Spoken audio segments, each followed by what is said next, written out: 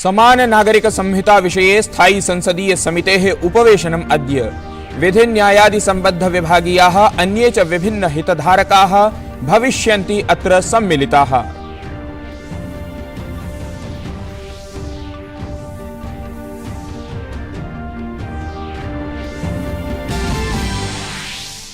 राष्ट्रपतिपदासीना द्रौपदी मुर्मुः दृश्यश्रव्यमाध्यमेन राष्ट्रिय संग्रहालये आषाढ़ पूर्णिमायां धर्मचक्र प्रवर्तन दिवसे आयोजिते कार्यक्रमे संबोधयिष्यति।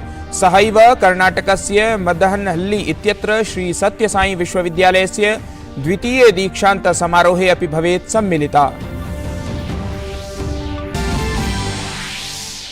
अजीत पवार इत्यस्य विरोधानन्तरं सक्रियं जातं शरद पवार इत्यस्य एनसीपी इति दलम्। अजीत पवार इत्येतं समेत्य 9 विधायकाः अयोग्याः इति प्रमाणयितुं निर्वाचनायोगः विधानसभाध्यक्षः च पृष्टौ। जुलाई मासिके 5मे दिने आकारितं दलीयोपवेशनम्। आरक्षिगोलिकया अल्जीरिया मूलस्य 17 वर्षदेशीयस्य नाहेल इत्यस्य मृत्योः विरोधे सम्पूर्णः फ्रांस देशः आतप्तः इव। राष्ट्रपतिः इमैनुएल मैक्रोन् इत्येषः रविवासरात् जर्मनी देशस्य प्रस्तावितां यात्रामपि स्थगितवान्। सः स्वमन्त्रिभिः सह महत्वपूर्णोपवेशनं विधाय स्थितिं नियन्त्रयितुं विशेषतः तत्परः दृष्टः। टेनिस क्रीडायाः विम्बल्डन् प्रतियोगितायाः आरम्भः अद्य प्रभृति। प्रथमे चरणे सर्बिया देशस्य प्रसिद्धस्य टेनिस क्रीडकस्य नोवाक जोकोविच इत्यस्य समक्षं क्रीडाङ्गणे आगच्छेत् अर्जेंटीना दलस्य पेड्रो कैचिन इत्येषः।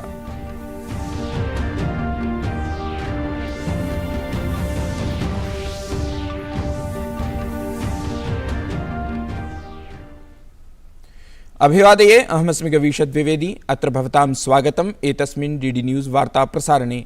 अथ वार्ताः। कार्मिक लोक परिदेवना विधि न्याय विषयिणी न्याय स्थायी संसदीय समितिः अद्य समान नागरिक संहिता विषये उपवेशनं करिष्यति। संसदीय समिति प्रमुखः भाजपा इत्येतत् दलीयः राज्यसभा सांसदः च सुशील मोदी उक्तवान् यत् समितिः एतस्मिन् विषये हितधारकाणां विचारान् याचितुं तत्परा। समिति समुपवेशनं हि साधारण राजनीति विरहितं स्यात् यत्र सर्वेषां राजनीतिक दलानां सदस्याः उपस्थिताः भवेयुः। समान नागरिक संहितायां नागरिकेभ्यः व्यक्तिगत विधीन् निर्मातुं प्रवर्तयितुं च प्रस्तावः अस्ति यत्र सर्वेषां नागरिकाणां कृते विधीनां प्रवर्तनं समानरूपेण भविष्यति। नाम तत्र नागरिकस्य धर्मं लिंगं च न्यकृत्य न्यायः करिष्यते। एतन्मध्ये केन्द्रीय मंत्री पीयूष गोयलः विश्वासं प्रकटितवान् यत् अनेकदलानि समान नागरिक संहिताम् उद्दिश्य भाजपा इत्येतस्य दलस्य समर्थनं करिष्यन्ति। पीयूष गोयलः अवदत् यत् उच्चतमन्यायालयेन समान नागरिक संहिता सम्बद्धानां विभिन्न निर्णयानां प्रवर्तन विषये विशेष चर्चा अपि कृता अस्ति। सः यद्यपि आरोपितवान् यत् 14-2000 पूर्वं कांग्रेस दलं केवलं तुष्टीकरणान्वितां राजनीतिं कृत्वा समाजं विभाजयति स्म इति।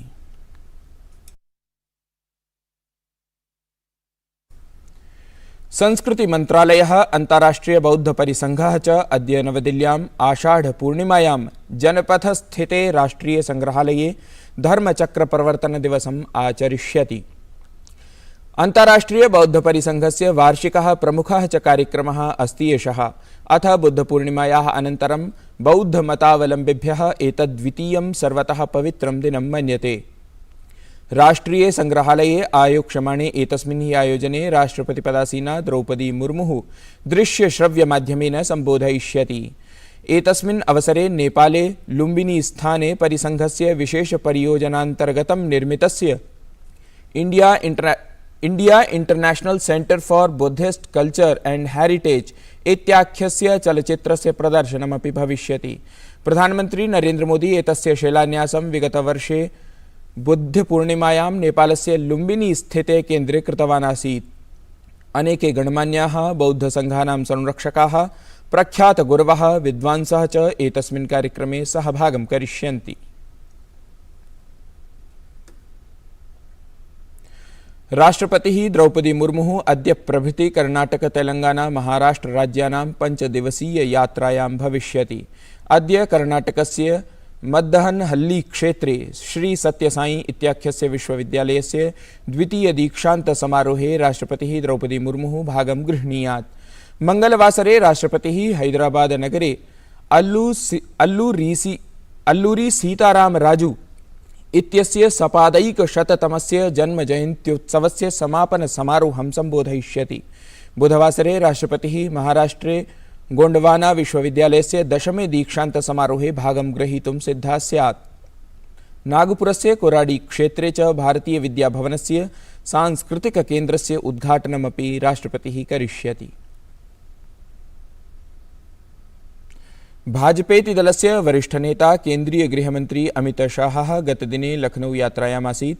तत्र सः डॉ सोनेलाल पटेलस्य 74तम्यां जयन्त्याम् आयोजिते जनस्वाभिमान दिवस कार्यक्रमे सहभागं कृतवान्। एतस्मिन् अवसरे सः काञ्चित् जनयात्रां सम्बोधयन् उक्तवान्, उत्तरप्रदेशः सपा बसपा चेत्येतयोः दलयोः विघटनकारी नीतिभ्यः मुक्तः सञ्जातः। एतस्मात् पूर्वम् अमित शाहः दृश्यश्रव्यमाध्यमेन साबरमती रिवर फ्रंट इत्यत्र अक्षर रिवर क्रूज इत्यस्य पर्यटन नौकायाः शुभारम्भं कृतवान्।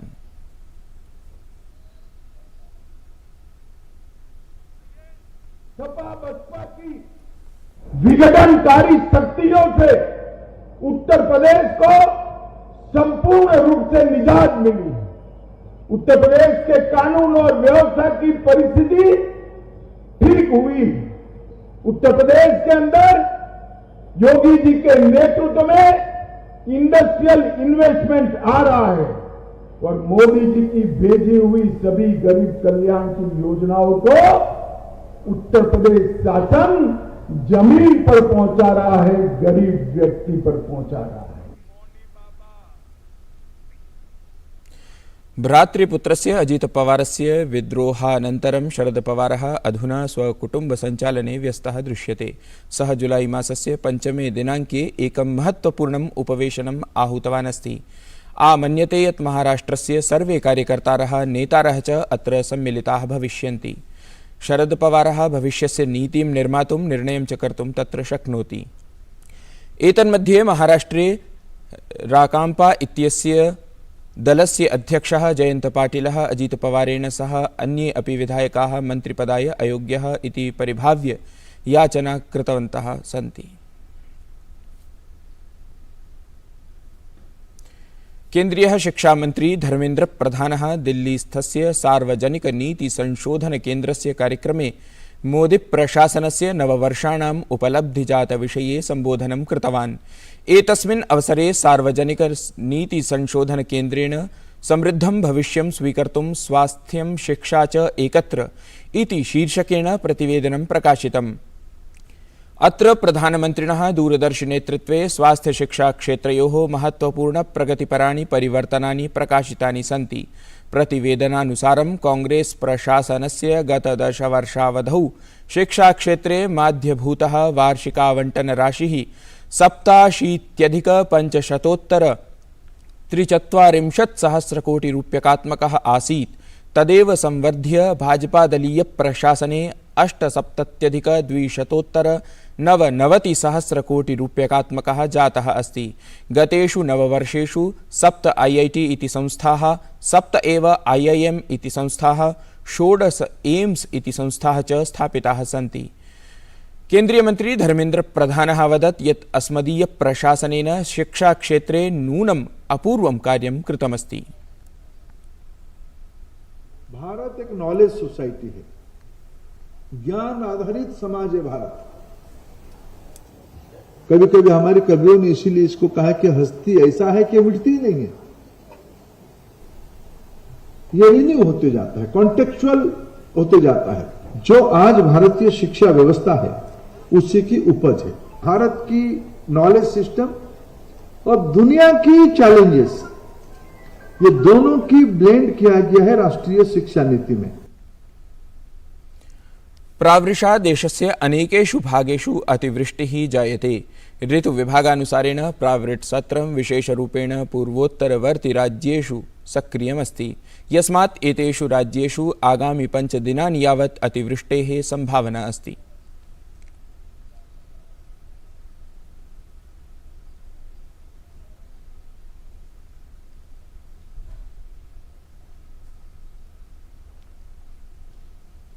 आरक्षिगोलिकया अल्जीरिया मूलस्य 17-वर्षदेशीयस्य नाहिल इत्यस्य मृत्योः विरोधे सम्पूर्णः फ्रांस् देशः आतप्तः इव प्रतिभाति।